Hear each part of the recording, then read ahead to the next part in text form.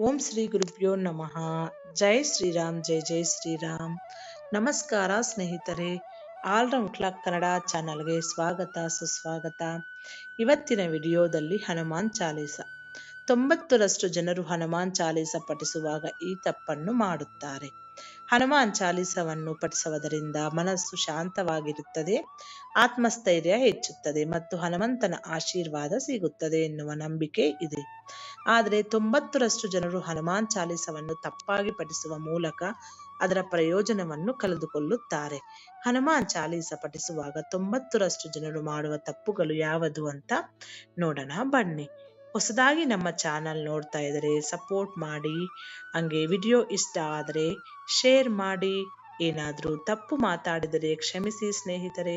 ಈ ವಿಡಿಯೋದಲ್ಲಿ ನಾವು ಯಾವುದೇ ಮಂತ್ರವನ್ನಾಗಿರಬಹುದು ಅಥವಾ ಸ್ತೋತ್ರವನ್ನಾಗಿರಬಹುದು ಪಠಿಸುವಾಗ ತಿಳಿದೋ ಅಥವಾ ತಿಳಿಯದೆಯೋ ಕೆಲವೊಮ್ಮೆ ತಪ್ಪುಗಳನ್ನು ಮಾಡುತ್ತೇವೆ. ಅದೇ ರೀತಿ ಹನುಮಾನ್ ಚಾಲೀಸವನ್ನು ಪಠಿಸುವಾಗ ಕೂಡ 90ರಷ್ಟು ಜನರು ತಪ್ಪನ್ನು ಮಾಡುತ್ತಾರೆ. ಈ ತಪ್ಪಿನಿಂದ ಅವರು ಮಂತ್ರ ಪಠಿಸುವುದರ ಯಾವುದೇ ಶುಭ ಫಲಿತಾಂಶಗಳನ್ನು ಪಡೆದುಕೊಳ್ಳುವುದಿಲ್ಲ. ಒಂದು ವೇಳೆ ಅದರಿಂದ ಅವರು ಪ್ರಯೋಜನವನ್ನು ಪಡೆದುಕೊಂಡರೂ ತುಂಬಾ ತಡವಾಗಿಯೇ ಪಡೆದುಕೊಳ್ಳುತ್ತಾರೆ. ಈ ರೀತಿ ಹನುಮಾನ್ ಚಾಲೀಸವು ಒಂದು ಪರಿಣಾಮಕಾರಿ ಪಠಣವಾಗಿತ್ತು.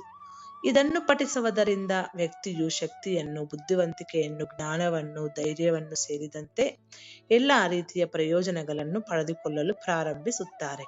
ಹನುಮಾನ್ ಚಾಲೀಸ ಪಠಿಸುವಾಗ 90ರಷ್ಟು ಜನರು ಯಾವೆಲ್ಲ ತಪ್ಪುಗಳನ್ನು ಮಾಡುತ್ತಾರೋ ಅನ್ನೋದು ನೋಡೋಣ ಬನ್ನಿ. 90ರಷ್ಟು ಜನರು ಈ ತಪ್ಪನ್ನು ಮಾಡುತ್ತಾರೆ. ಹನುಮಾನ್ ಚಾಲೀಸವನ್ನು ಪಠಿಸುವಾಗ ನಾವೆಲ್ಲರೂ ಮಾಡುವ ಸಾಮಾನ್ಯ ತಪ್ಪೆಂದರೆ, ನಾವು ಹನುಮಾನ್ ಚಾಲೀಸವನ್ನು ಪಠಿಸಲು ಪ್ರಾರಂಭಿಸಿದಾಗ ನಮ್ಮ ಬಾಯಿ ಅದನ್ನು ಪಠಿಸುತ್ತಲೇ ಇರುತ್ತದೆ, ಆದರೆ ಮನಸ್ಸು ಬೇರೆ ಎಲ್ಲೋ ಇರುತ್ತದೆ. ನಮ್ಮ ಸ್ಮರಣೆ ಕೇವಲ ಅದನ್ನು ಓದುತ್ತದೆ ಮತ್ತು ನಾವು ಓದುವಾಗ ನಮ್ಮ ಗಮನವು ಅದರ ಮೇಲೆ ಕೇಂದ್ರೀಕೃತವಾಗುವುದಿಲ್ಲ. ಹನುಮಾನ್ ಚಾಲೀಸ ಪಠಿಸುವಾಗ ಈ ತಪ್ಪನ್ನು ಎಂದಿಗೂ ಮಾಡಬಾರದು. ಮನಸ್ಸು ಬೇರೆ ಎಲ್ಲಿಯೋ ಇಟ್ಟುಕೊಂಡು ಹನುಮಾನ್ ಚಾಲೀಸ ಓದುವುದರಿಂದ ಅದರ ಯಾವುದೇ ಪ್ರಯೋಜನಗಳು ನಿಮಗೆ ದೊರೆಯುವುದಿಲ್ಲ. ಇದರಲ್ಲಿ ನೀವು ಮಾಡುವ ಇನ್ನೊಂದು ತಪ್ಪೇನೆಂದರೆ ಹನುಮಾನ್ ಚಾಲೀಸದ ಅರ್ಥವನ್ನು ತಿಳಿದುಕೊಳ್ಳದೆ ಅದನ್ನು ಪಠಿಸುವುದು. ಹನುಮಾನ್ ಚಾಲೀಸ ದೋಹದ ಅರ್ಥ: ಶ್ರೀ ಗುರುಚರಣ ಸರೋಜ ರಜ ನಿಜಮನು ಮಕುರು ಸುಧಾರಿ.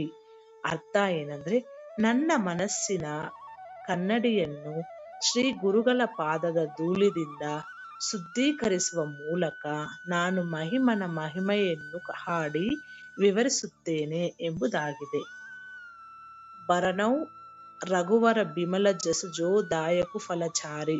ಅಂದ್ರೆ ಅರ್ಥ: ಧರ್ಮ, ಅರ್ಥ, ಕಾಮ ಮತ್ತು ಮೋಕ್ಷ ಈ 4 ಫಲಗಳನ್ನು ನೀಡುವ ಶ್ರೀರಾಮನ ದೂತನ ಮಹಿಮೆಯನ್ನು ವಿವರಿಸುತ್ತೇನೆ ಅಂತ ಅರ್ಥ.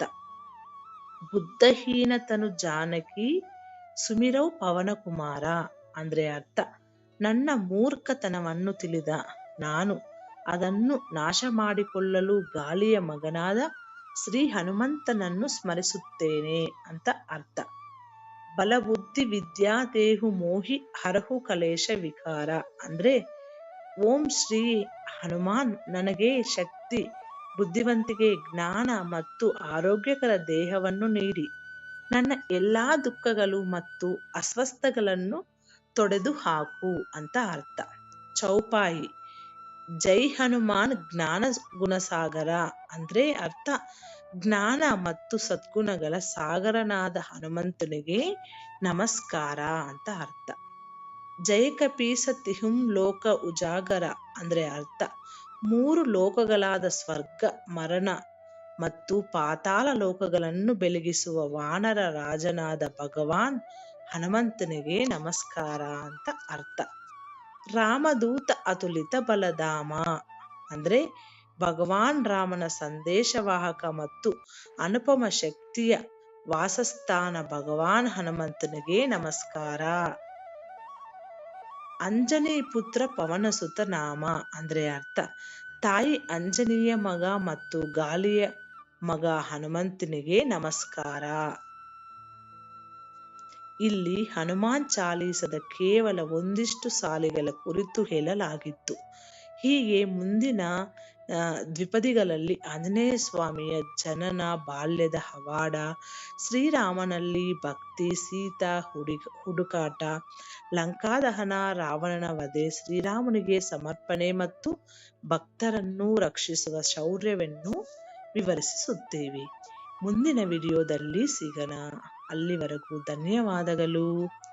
ಈ ವಿಡಿಯೋ ನಂಬಿಕೆ, ವಿಶ್ವಾಸದ ಮೇಲೆ ಮಾಡಿರೋ ವಿಡಿಯೋಗಳು. ಈ ವಿಡಿಯೋಗಳಲ್ಲಿರುವ ಅಂಶಗಳೆಲ್ಲ ಕೂಡ ನಿಮ್ಮ ಸ್ವಂತ ವಿವೇಚನಾ ಆಲೋಚನೆ ಮಾಡಿ ನಿರ್ಧಾರಗಳನ್ನು ತೆಗೆದುಕೊಳ್ಳಿ. ಮುಂದಿನ ವಿಡಿಯೋದಲ್ಲಿ ಸಿಗೋಣ. ಅಲ್ಲಿವರೆಗೂ ಧನ್ಯವಾದಗಳು.